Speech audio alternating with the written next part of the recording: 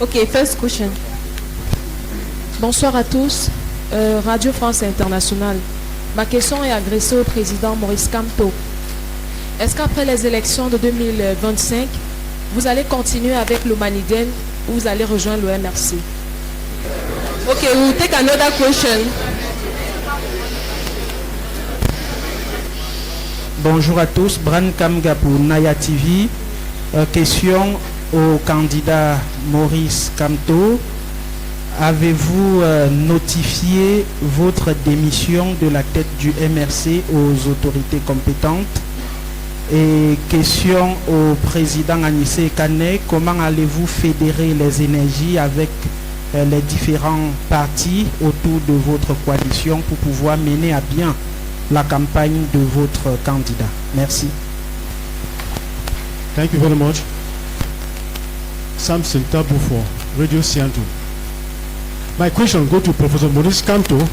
You just said a while ago that you deposited your files to the ELECAM and the Constitutional Council, and you're 100% sure that your file will be validated.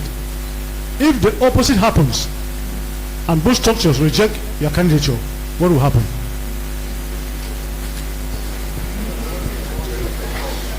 Merci, je remercie ceux qui ont posé ces questions. RFI, après l'élection présidentielle de 2025, vais-je continuer avec le Maniden ou rejoindre le MRC? On avisera. Voilà, nous prenons les élections les unes après les autres. Voilà. Nous n'écrivons pas l'avenir par anticipation. Donc, le président Ekane est à côté de moi. Si Dieu nous prête vie, c'est dans 3 mois, on saura où est-ce que nous en sommes. Pour la question de Naya TV, c'est avez-vous notifié votre démission aux autorités compétentes? Je ne sais pas quelles sont les autorités compétentes en matière de démission d'un parti politique. La question Siantou, qu'adviendrait-il si on rejetait ma candidature? À ma connaissance, il semble qu'il y a déjà 25 candidats. Je crois que d'abord il faut laisser les instances compétentes examiner tranquillement les candidats des uns et des autres. Mais moi, je ne suis pas de ces élèves ou étudiants qui vont à un examen en prédisant leur propre échec. Donc, suffit que je vous dise que ma candidature sera validée.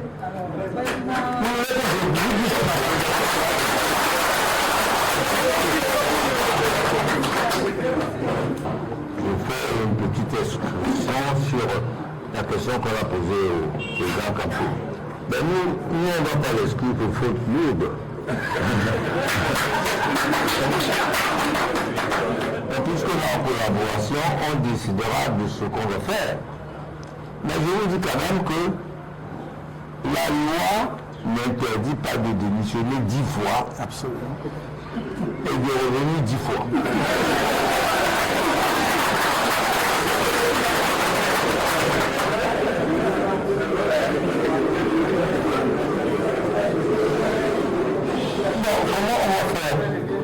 Dans le discours du président du candidat Maniden, il a bien dit que c'est ouvert. La candidature déposée, le dossier déposé, ce n'est que le début du processus. La contrainte légale, c'est la veille de l'impression des bulletins de vote. C'est-à-dire que tous les 24 autres, où il y en aura peut-être plus, ont la possibilité, la veille, on doit imprimer les bulletins, de retirer leur candidature. Et on leur remet leur caution. Donc il y a encore du travail pour aller 24 autres candidats. Très bien. D'abord, c'est ouvert. Nous faisons encore partie, sauf si le groupe de Douala m'exclut, du groupe de Douala.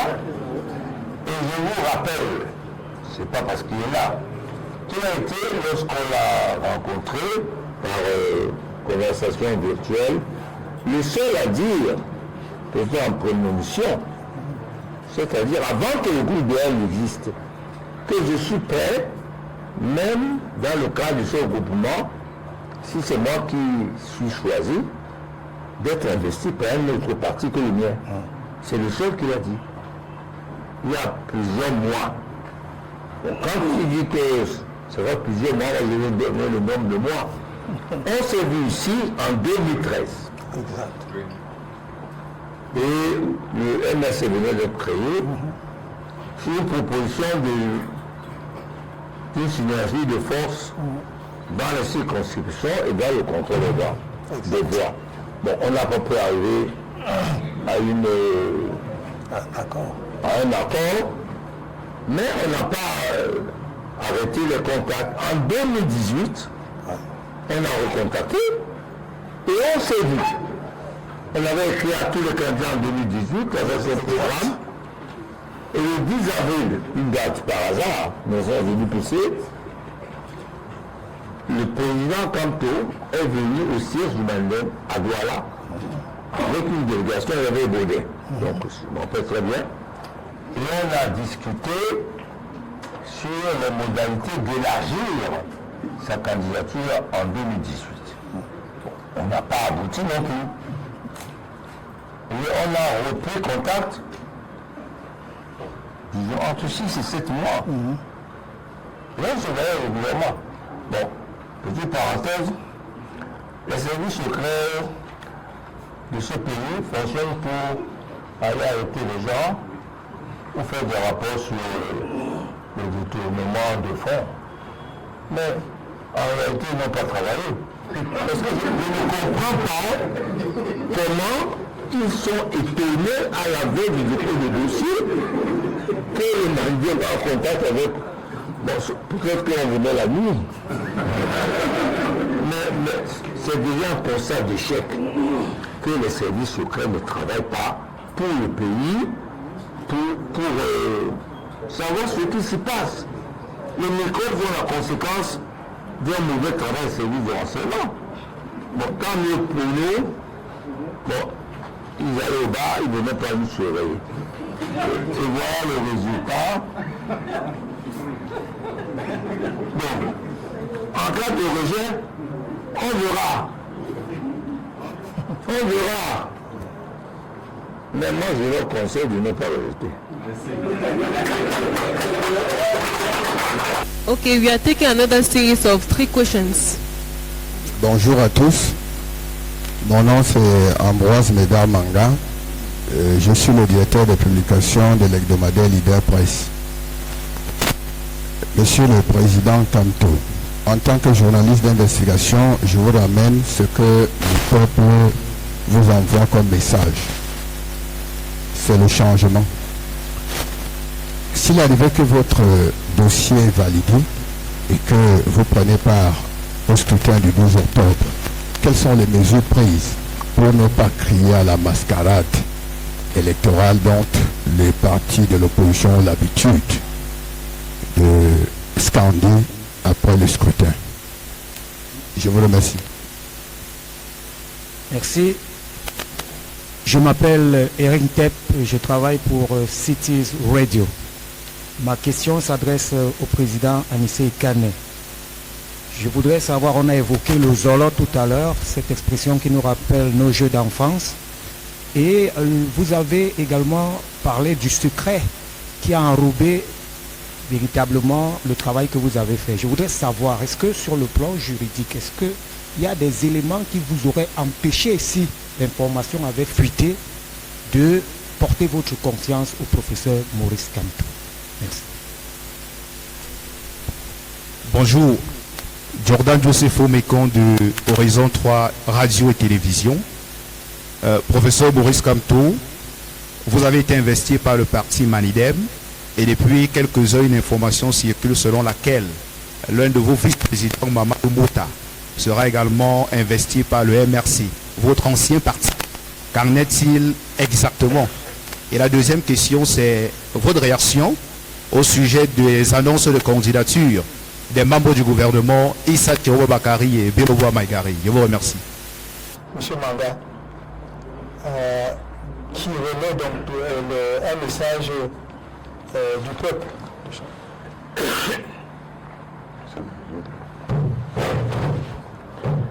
C'est pas si on entend. Donc qui a relayé un message du peuple. Donc quelles mesures avons-nous prises pour ne pas crier à la mascarade après l'élection? Bon, je ne sais pas si... Parce qu'après l'élection, il y a deux hypothèses. L'hypothèse où nous sommes vainqueurs et l'hypothèse où nous sommes perdants. Donc, si nous sommes vainqueurs, nous laisserons les cris aux autres. Mais si nous sommes perdants, ce que nous essayons de faire, c'est faire en sorte que, quel que soit celui qui va sortir vainqueur des urnes le 12 octobre prochain, nous faisons de notre mieux, modestement à notre niveau, pour que celui-là reflète le choix du peuple. Et je vous ai dit, le président Eka me l'a rappelé tout à l'heure, j'ai dit en diverses circonstances, y compris lorsque je suis rentré dernièrement, en venant par toi là, les images existent, les vidéos existent, que le peuple camerounais est capable de surprendre le monde. Et que nous travaillons tous pour que le peuple camerounais surprenne le monde en octobre prochain. C'est-à-dire qu'alors que tout le monde s'attend à ce que le Cameroun soit à feu et à sang, nous parions sur la paix. C'est ça la différence fondamentale entre notre approche et d'autres approches. Nous avons toujours parié sur la paix. Sinon, pourquoi aller aux élections? Pourquoi contester les élections? Je peux même vous dire ceci. Quand nous n'allons pas aux élections couplées en 2020, c'était également un acte de paix. Parce qu'on aurait pu... Il y a plusieurs formes de boycott. Il y a ce qu'on appelle le boycott actif. C'est-à-dire, vous n'allez pas aux élections, mais vous déployez vos militants pour perturber les élections. Allez dans le bureau de vote. Nous n'avons pas choisi ça. Et je vous remercie de me poser toutes les questions que vous croyez les plus embarrassantes.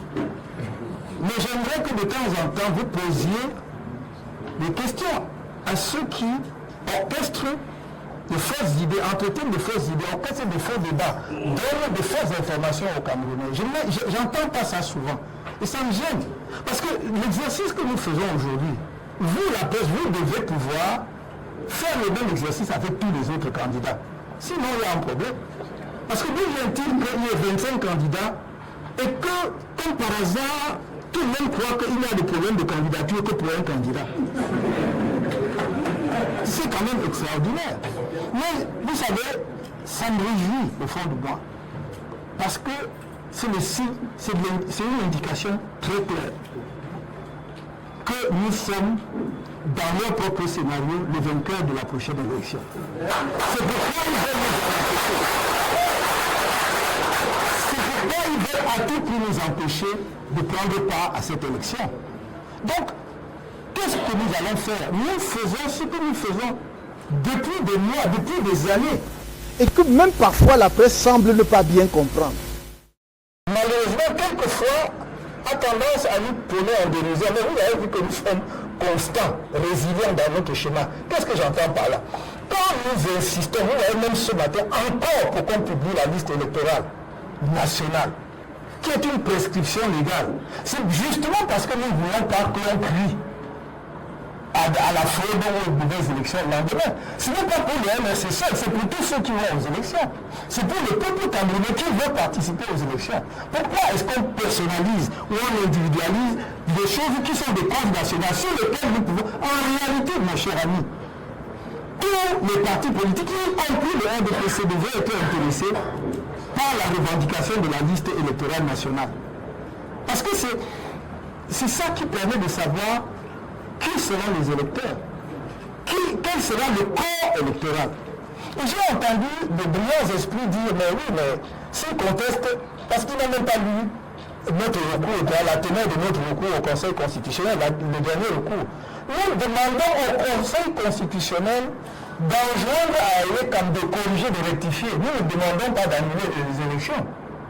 Donc nous allons aux élections.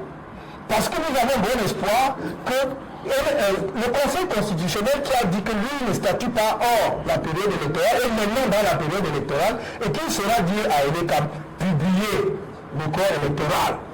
C'est tout pour que nous allions aux élections. Nous sommes constants, nous sommes consistants. Et avec en toile de fond, toujours ce souci que notre pays ne sombre pas dans le chaos. Mais comme quelqu'un l'a dit, et comme moi-même je l'ai dit à une occasion, et ceux qui retiennent ce qu'ils veulent retenir, mais c'est normal, on est dans le champ politique. Je ne m'attends pas à ce que qui que ce soit me déroule le tapis rouge. Ça se saurait. Mais il faut parfois aussi ne pas trop déformer les propos. Quand nous disons, il ne faut pas trop peindre le diable sur les murs parce que finalement il va apparaître. Il dit donc il ne faut pas trop titiller le peuple camerounais. Il ne faut pas trop le provoquer. Parce que lui aussi il peut se lasser. Hein? C'est tout ce que je dis. Le peuple patient. Absolument. Et si je voulais parler comme le bon peuple camerounais, arrivé à un moment où il dit bon ça date, c'est même quoi? Comment on dit? C'est ce que nous évitons. Et croyez mes anciens camarades du NSCP d'en témoigner. Nous le faisons.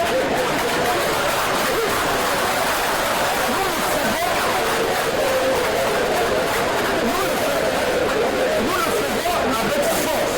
Je vous assure, je m'engage, nous le faisons avec force depuis 13 ans que nous existons. C'est pour ça que vous n'avez jamais vu une seule de nos manifestations avec des échauffourées ou des gens bousculés sur le trottoir. Nous veillons à ce que la paix règne à notre modeste niveau. Ce n'est pas nous qui maintenons l'ordre public, mais à notre niveau, que la paix règne dans notre pays. Donc, nous allons continuer à attirer l'attention des instances compétentes, qu'il s'agisse de l'ELECAM, qu'il s'agisse du Conseil constitutionnel ou de toute autre instance qui intervient dans le processus électoral et qui pourrait permettre que les choses s'améliorent d'ici le jour des élections. Et c'est pour ça que nous interpellons, y compris l'Organisation des Nations Unies, que nous, on n'a pas invité dans notre pays. C'est l'ELECAM qui allait signer une convention. Sans que nous, les partis politiques, on soit mêlés à ça. Parce qu'après, on aime bien coller les images à Kamto. Oh, lui, il demande à nous d'intervenir, il demande à la communauté internationale d'intervenir. Mais ceux qui amènent la communauté internationale sont là. Et ils font les choses en catimini, et vous me dites rien. Est-ce que la presse a relayé ce que nous avons dit? Comment se peut-il qu'on signe une convention pour les élections dans un pays? Je pense que c'était en mai. C'est-à-dire à 4-5 mois des élections. Et les principaux acteurs du processus électoral, les partis politiques, ne sont pas mêlés à ça. Ils ne sont pas au courant. Il a fallu que nous multiplions les demandes de relance pour que finalement on vienne publier le texte de la Convention sur le site des Nations Unies. Mais personne, nous ne demandons pas des fleurs, mais que l'on reconnaisse aussi que nous débrouillons aussi un peu dans les difficultés, qui sont dans le nôtre, dans l'environnement et le nôtre. Qu'est-ce que vous attendez finalement d'un parti politique? En fait, il n'y a que deux options fondamentales. C'est la voie de la violence et la voie du combat institutionnel, du combat politique dans le champ institutionnel. C'est ce que nous faisons depuis 13 ans. Et nous sommes ravis de constater que le peuple camerounais s'en est rendu compte. Qu'il y a une maturation de notre peuple qui prépare, si je voulais utiliser un mot savant, j'allais dire à la parturition d'ici octobre, c'est-à-dire à l'accouchement, le bébé va arriver bientôt. Alors, la question suivante, je ne sais pas l'auteur, mais il a parlé de secret, mais je vais laisser au président de répondre à cette question de secret. Est-ce que si le secret des contacts entre le Mamouden et moi-même, le MRC, était su, avait fuité ou quelque chose? Bon, il va répondre. Maintenant, la troisième question vient de quelqu'un qui a parlé du vice-président Mota, qui est le premier vice-président de notre parti, qui suit cette conférence de presse en direct, qui et dont le vice-président du MRC, j'avais dit, ce que le MRC fait après moi ne me regarde pas.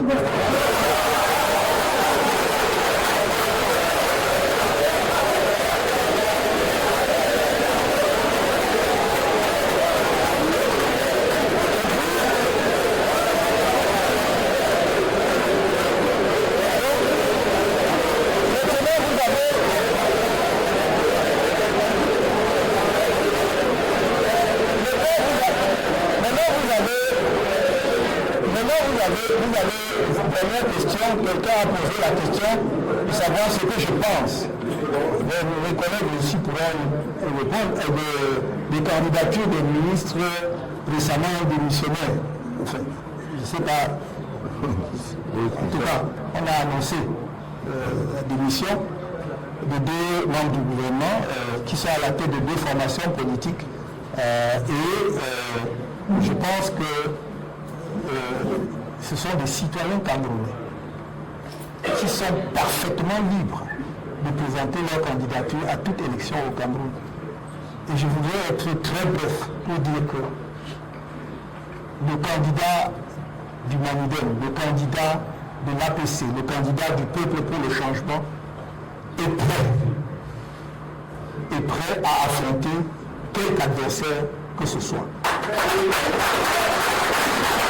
Mais encore, une fois de plus, pour ceux qui ne l'ont pas suffisamment compris, nous gardons les bras largement ouverts parce que, comme l'a dit le président Ekane et le président honorable Jean-Michel Miché, il y a encore beaucoup de travail et beaucoup de choses sont encore possibles d'ici la publication, disons l'impression des bulletins de vote. Et je crois qu'eux en particulier, mais nous tous ensemble, on va y travailler ardemment pour élargir les bases de cette candidature populaire. Merci. La question c'est si le secret n'avait pas été gardé. Bon, souvent c'est peut-être un secret pour vous. Je suis rentré à l'EPC en 1973, sous Aïdjo. Donc, je connais un peu le problème de clandestinité. Unité également, puisqu'en 90, on a fait des choses, on a vu ce en public. Donc, il y avait peu de chances qu'ils se rendent compte du travail qu'on faisait. Mais si cela arrivait, on allait aviser et voir comment on va faire. À propos du chaos, moi j'ai l'impression que le danger et les risques sont de l'autre côté. Peut-être qu'on va nous appeler pour nous séparer le bagarre. Parce que les batailles qui sont de l'autre côté, elles ne font pas commencer. C'est elles qui peuvent déstabiliser le pays. Vraiment. Et je leur ai déjà dit ça que nous allons intervenir pour éviter les victimes entre vous. Non, on sera d'abord à séparer entre les uns et les autres, parce que ça risque d'être grave. D'ailleurs, c'est déjà, comme on dit, c'est déjà dehors. Tout le monde sait qu'il y a la bagarre. Et quand un cas est divisé, comment il peut être organisé pour lutter contre l'autre camp? En réalité, on a posé de force. C'est nous qui allons imposer la paix. Absolument. C'est nous qui allons imposer la paix.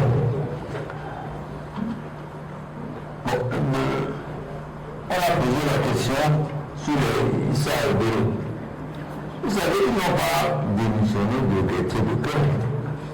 D'abord, c'est le peuple qui les a poussés à la démission. Ça veut dire qu'aujourd'hui, c'est les Camerounais qui parlent aux élites. Ce n'est pas les élites qui parlent aux Camerounais.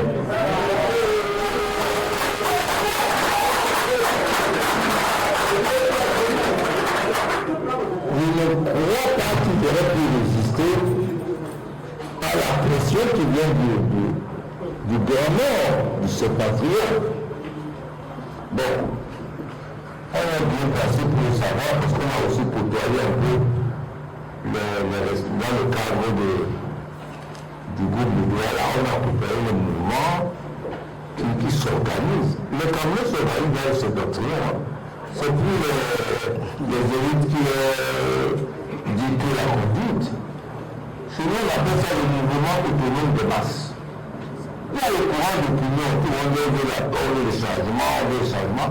C'est au fait que le peuple commence à s'auto-organiser en dépit ou malgré les partis politiques ou contre même les leaders des partis politiques. C'est ce qui se passe au ceux qui dictent la loi, ce n'est plus les élites.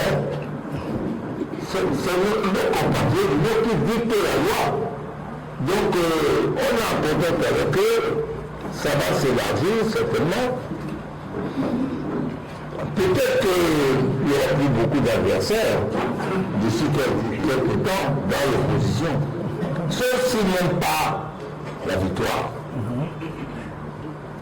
Je comprends qu'on peut aller à une élection présidentielle, pas pour gagner, pour se faire connaître.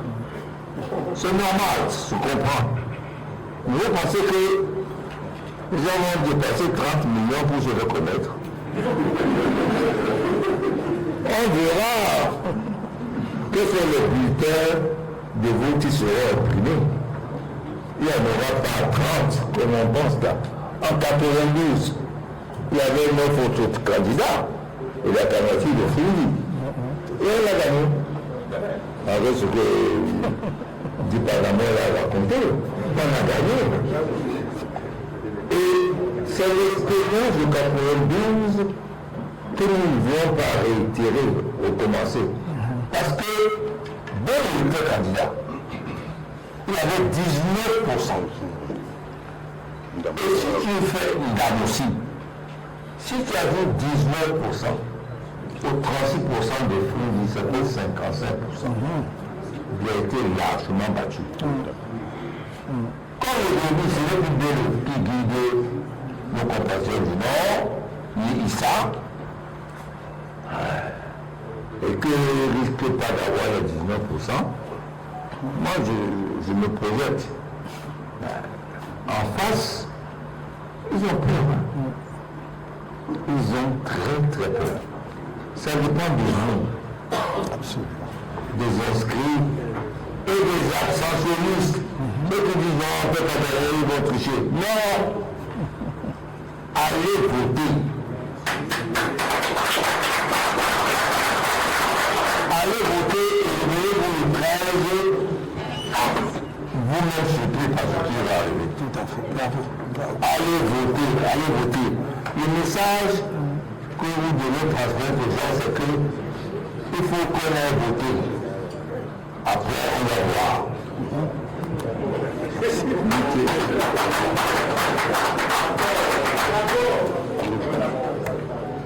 Je voudrais ajouter à la suite du président Icadé que l'abstention est notre premier adversaire. L'abstention. Parce que en 2018, par exemple, il y avait plus ou moins 5 millions d'inscrits et finalement il y a eu à peu près 3,5 millions qui se sont effectivement déplacés. Et je vous assure que si nous réussissons à faire voter 6 millions de nos compatriotes, bien combattu à plat couture.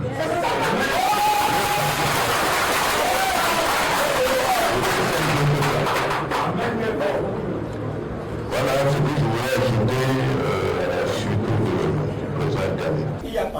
Il est parfois où, après avoir voté, il y a le dépouillement. On chasse, la police est là, on l'envoie loin. Non, je vais vous dire une chose. Oui, mais je vais vous dire une chose. Je vais vous dire ça. Vous me posez la question, laissez-moi répondre. N'écoutez pas seulement ce qui se dit à côté. Il a sans doute d'autres expériences. Mais je vais vous répondre très simplement. Je dis que c'est une grave erreur de la part des éléments de force de défense et de sécurité impliqués dans le processus électoral qui se comportent de cette façon. Parce qu'ils ne sont pas en dehors du peuple camerounais. Quand nous parlons du peuple camerounais, c'est tout le monde. J'allais même dire, à commencer par justement les éléments de forces de défense et de sécurité, c'est-à-dire la police, la gendarmerie. C'est eux le peuple. L'armée d'un pays, la police d'un pays, la gendarmerie d'un pays ne peut pas être contre le peuple. D'abord par rapport à leur propre mission. Pour l'armée, elle est là pour protéger, sécuriser la nation. Pour la gendarmerie et la police qui opèrent en milieu rural ou en milieu urbain, ils sont là pour rassurer le peuple. Normalement, quand nous voyons un policier, nous ne devions pas fuir. Quand nous voyons un gendarme, nous ne devions pas fuir. Nous devions nous sentir en sécurité. Et l'efficacité de la gendarmerie, de la police, y compris même de l'armée, dépend de leur complicité avec le peuple. On parlait tout à l'heure de renseignement. Qui donne le renseignement aux forces de défense et de sécurité? C'est le peuple. Ce n'est pas seulement le réseau. Ils sont combien? Si ce sont des agents de renseignement officiels seulement, vous n'arriverez pas. C'est le peuple qui voit un comportement anormal quelque part sur le territoire et signale. Et dit j'ai vu telle chose. Donc vous ne pouvez pas dresser ce peuple-là contre vous. Ni vous-même vous dresser contre ce peuple. Ce que nous faisons, en quoi est-ce que c'est criminel? Pour que nous fassions l'objet de répression. Quand nous disons il faut que les Camerounais votent librement, qu'ils choisissent librement dans la transparence de leurs dirigeants, qu'est-ce qu'il y a de mauvais là-dedans? Nous avons dit, nous ne venons pas pour chasser les éléments de force de défense et de sécurité, ni même des fonctionnaires. Est-ce qu'on va aller inventer d'autres Camerounais ailleurs? C'est eux. Oui. Donc, même s'ils ne sont pas encore convertis à l'exigence que nous voulons mettre en place de combat contre la corruption, de l'exigence de la justice pour les Camerounais, etc., etc., notre travail, quand on va arriver, ce sera de les convertir à cela. Mais on ne va pas les chasser. Ils se trompent de combat. Ils sont dans l'erreur complète. Donc, je voudrais qu'ils ne soient pas demain dans une situation où ils vont être en confrontation avec le peuple. Ça ne sert à rien parce que c'est créer le désordre dans notre pays. Et comme l'a dit Anissé Ekane, vraiment, il a eu raison. Il a dit, le risque de trouble au Cameroun, c'est de l'autre côté. Ça viendra de l'autre côté, pas de nous. Parce que nous nous sommes engagés pour que les choses se passent dans la paix. Mais si les autres poussent le peuple, justement dans une situation, en multipliant les provocations où le peuple doit réagir, qu'est-ce que vous voulez que nous fassions? Voilà, c'est tout ce que je peux dire. Merci. Oui, il y a une dernière intervention. Oui, par rapport à votre préoccupation, j'aimerais juste ajouter que le dépouillement après le vote est public. C'est public, c'est obligatoirement public. C'est prévu dans le code électoral. Donc si un homme en tenue vous empêche d'assister au dépouillement, c'est une violation de la loi. Ça, c'est extrêmement important à savoir, parce qu'il faut également pouvoir défendre vos droits. C'est votre droit d'être là pendant qu'on fait le dépouillement, éventuellement même de filmer le tableau où le dépouillement est fait. C'est votre droit.